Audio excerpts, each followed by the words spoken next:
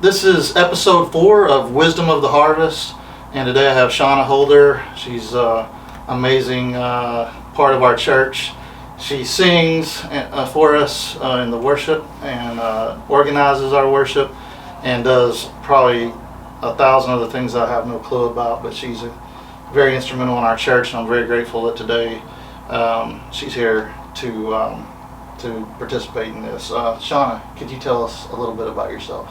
Yes. First, I'm going to correct you. I don't sing for you. I sing for Jesus. Right. Yes. Correct me all you want, and that's right. But I remember the first time you and Kent showed up. It was really cool. I remember we were going into this room in here to practice and stuff. Yes. That was a lot of fun. We were kind of just restarting our worship program because for years I've been through many iterations of other people. And then Kent and Shawna showed up, and it's kind of been a new phase for me. So it's been interesting, this new phase. I knew we were supposed to be here because the praise team was then adding us was Sean, Shawn, Shawna, Ken, right. And Kent. That's right. Yeah, that's right. And then Tyler. That's right. That was crazy, but this has been a really neat phase of the worship team, and it has been with your kids. It has been. Yeah. And when they started, so yeah, I'm very blessed to have 2 of my kids on stage with me. So anyway, but and I remember Kent. So Kent has passed on, but I remember Kent when he would play, like, was it the congas or whatever, and he would put his hand on my shoulder and he'd say, "That was really good," and I miss his encouragement. He was just a very encouraging guy. I miss Kent a lot. So, but anyway, yeah, go ahead and tell us more about yourself. How many kids and grandkids you got? I have 5 children that are 22 to 27, and 7 grandbabies. Okay, awesome. All right, so let's get into the questions this week. I think they're the same ones for everybody. For Tyler, I'm going to ask a different question on number 2, but for you, you'll get the same questions. All right, number 1, if you could go back in time and give the 18-year-old you one piece of advice, what would it be? Chase God with fervor and passion, not caring what anybody else thinks, not being fearful of making decisions, because you really can't mess up. Yeah. God's gonna catch you if you mess up. If your goal is towards Christ-likeness and you accidentally do something, he's gonna make it all good. Okay, good. I agree. That reminds me of what Rebecca said. Basically, that's good. Yeah, that's good. I wish I could go back in time and do that. These questions were actually for me, so you're just answering my questions. You know, the interesting thing about that is. Yeah. You don't have confidence until you have that track record built. Yeah. So there's no way that I could go back and say, have confidence, because you don't have that track record, and so there couldn't be confidence. Yeah, I had 0 confidence, so I wish I could go back, and I'd love to have more confidence in who the Lord was and be able to see people. Like, I remember when I was in school, like, if you got the people who are kind of the jerky people who cause, for me anyway, for guys, I think guys get a lot of heat from some of the other people in life, and I was always just thinking, wow, what jerks. But I think now if I could go back, I'd be thinking, well, I wonder what happened in their life that caused them to be this cruddy towards people, and and then how can you help them from a spiritual standpoint? Seeing people through God's eyes. Yeah, see them through God's eyes instead of just reacting to what they do to you. So that's good. I like that. All right, number 2. What is the most important advice you can give to a young newlywed woman?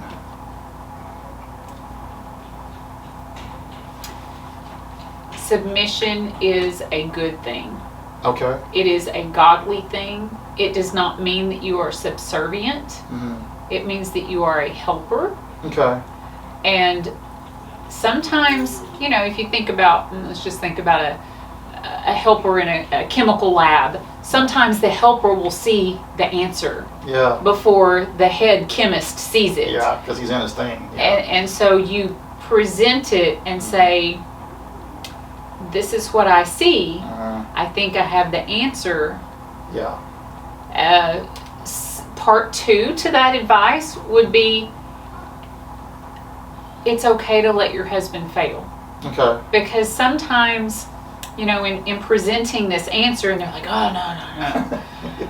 You either argue it out, which is not really a good thing most of the time, or you just let him fail. Yeah. And it's on him. He's the leader. Mm-hmm. So if he fails, it's on him. Yeah. He has to answer to God for it. Yeah, that's true. And that is really, really hard, because sometimes when the ship goes down, because of the leader, you're going down with the ship.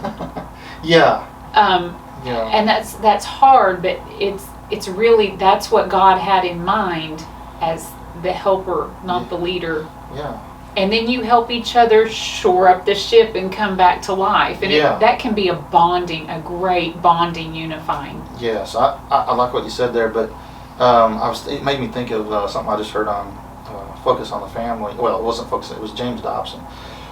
But he said that he had a guest on, and I remember he said that he tried something financially that failed, and he was talking about how his wife has always been such a great helpmate. And when it failed, he said it was her reaction to the failure that is what, because now he's a very successful guy, but initially it was her reaction to his failure. He said she could have destroyed me. Yeah. And she chose to say, hey, it's all right, we know better now, and we know how to do this now and what not to do. And now he's a super successful guy because of her. And he said she had the power to destroy him or to make him. And it's the we. I think a lot in today's society is, she has her job and he has his job, and then they come home and it's all business, like schedules and kids activities and this and that. But it's that we that you've got to realize that he is 1,000% for you, and you need to be 1,000% for him. Okay. That's good advice. Thank you very much for that. Number 3, obviously we here at Harvest Church believe in Jesus Christ as our Savior. What is the most important message you think a non-believer should know about your personal walk with God? Ooh. So I want to go back to the previous question. Okay. Advice for a married couple. Yes. Pray. Pray together. Okay. Not pray, you obviously need to pray separately, but pray together. Okay. And so the next question, advice for someone. Yeah, so. Pray. Pray.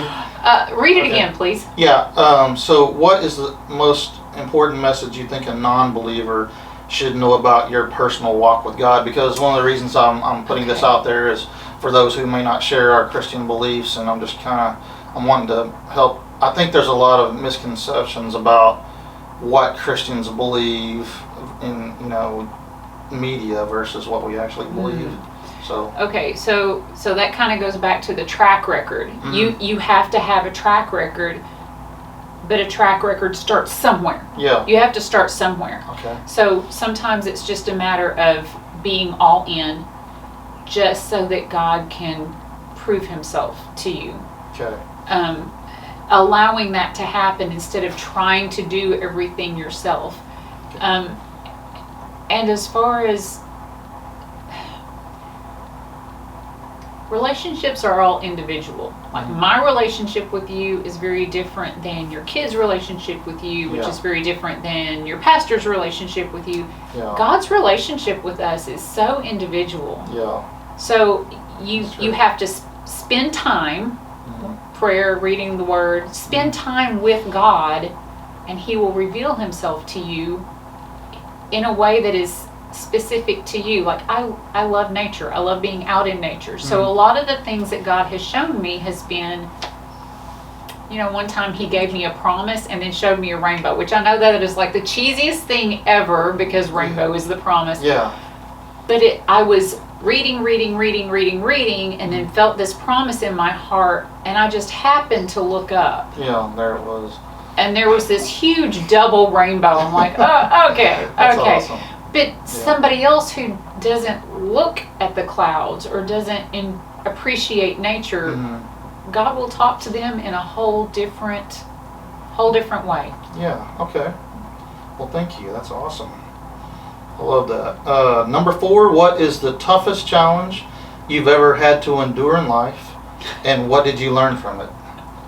Okay, so recently? Yeah, I guess it can be, whatever you think the toughest one was. I mean, okay. That you want to share. Let me start with, I really have had a blessed life. Okay. So I am not crying it out or whatever. Right. I was raised with an abusive alcoholic father and an abusive sister.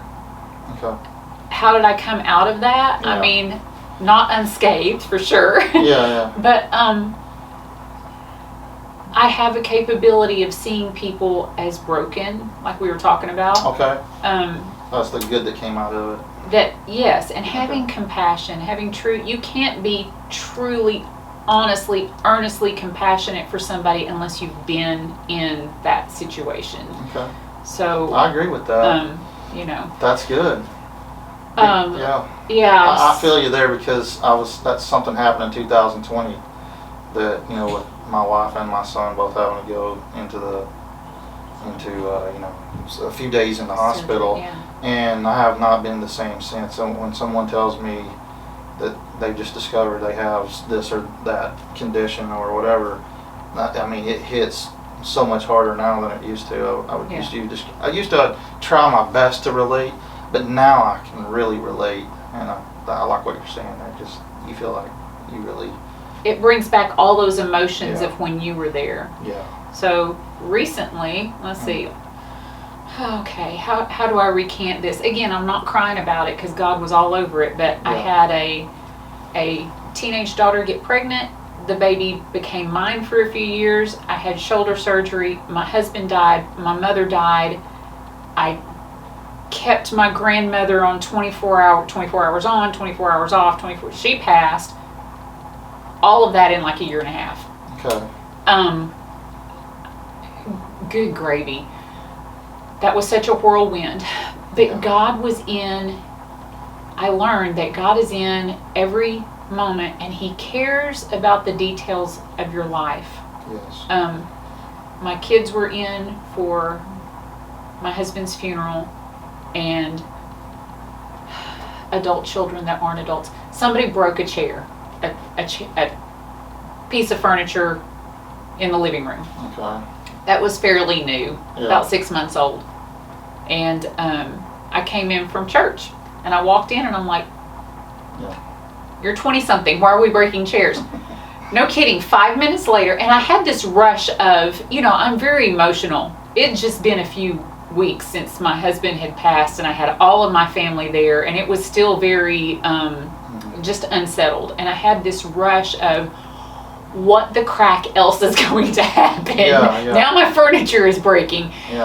5 minutes later, I had a friend come in the door just to check on me. Wow, that's cool. And I was like, and this happened, and she said, oh, my husband repairs furniture. Let me just take it and we'll bring it back to you in a few days. And I'm like, how? Only God could have orchestrated that, because it was a friend that I hadn't seen in months. That's so cool. So God cares about the little details. Yeah, that's so good. I agree. Yeah, that's really good. Oh, I had a situation like that where the water heater went out, and literally someone we had just met was like a former water heater install specialist. I mean, we had just run across him, and he came over to help fix it. It's just weird how God does stuff like that. But number 5, what legacy do you hope to leave behind after you're gone? And I know I'm not saying you're going to die, tomorrow. So we're not going to rush this. But what legacy? And this is a question that I think about constantly, just for myself. So that's why I wanted to ask it. But what legacy do you hope to leave behind after you're gone? And it may be multiple things, but just share what comes to your heart. Initially, I just want to say none. Okay. I don't care if people remember me. Okay. It's that vessel when you finally become what God really intends us to be. People aren't going to see us; they're going to see God in us. Yeah, that's hopefully you see. They see God. I know that's really not going to happen, because I will not be perfect anytime soon. Yeah.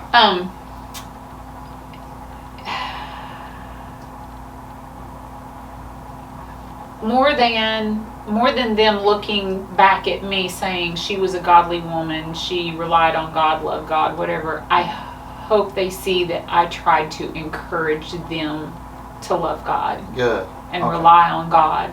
Very good. That's lining up with what a lot of the other answers were. Chief was talking about how he wanted to encourage others and help them to reach their potential, and Yeah. Rebecca was saying she hoped that people remember she prayed for them and cared about them and encouraged them and things like that. So that's good to be an encourager in the faith and to know that you're praying for them and rooting for them, things like that. And on the side of worship, I really hope that people see it's not just music. Yeah. Worship is my prayer. Mhm. It's my peace. Yeah. It's my warfare. Yeah. It's my connection with God. So I hope, so many times in church we just file in and sing the songs. Yep. And that's not what it is. Yeah. It's not what it's about. I mean, even I have done that before where I'm just so tired. I'm just like, man, let's just get this over with. And then other times, like, I'll be like 2 songs in, I'm thinking, I can hear God saying, hey, remember what this is for, and or sometimes I'm worried about the technical aspect of it and how I'm playing. Does it sound good? And all of a sudden I remember, hey, it doesn't matter. It just needs to be about you worshiping the Lord. So I think it does matter. We need to bring our best to Yeah, God. yeah. But yeah. But I feel like he's saying, hey, you're good enough. Yes. Don't sweat when you mess up, or don't sweat. But you're right. We also want to do our best. But yeah, I'm just glad that he forgives us in those moments, because there's times where I am just going through the motions, I guess, as they say. That's good. And so what we may do, I thought about doing this before she said that, but we may just do a song that she wrote that we sing sometimes, and I'm gonna get my guitar and I'll see if she'll sing a little bit of it. So let's do that if you want Okay. to. All right. Sure. All right. What do I usually do on this? Oh, I'm usually doing something different. That's all right.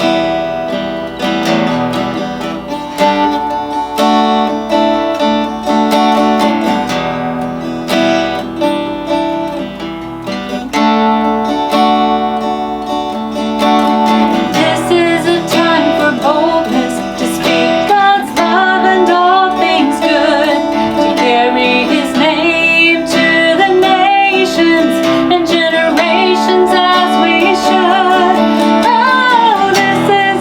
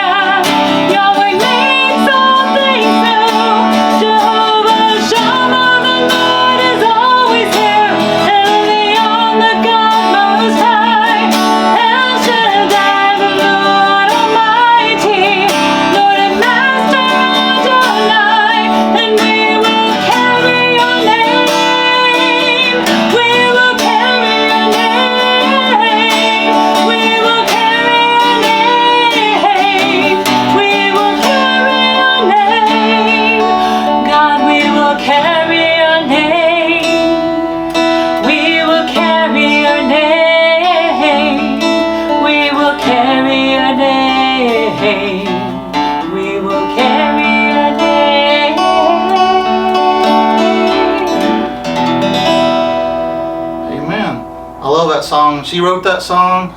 We sing it at church, and it's one of my favorite ones. So I had to get her to do it for us. And thank you so much. Thank you for answering the questions. You're awesome to play with, always. Oh, thank you, and thanks for doing the questions and the video. And well, I'm probably gonna have Tyler do one while he's here too. So we'll get that. Absolutely. In there. All right. Yep. Thanks, Shawna. Thank you.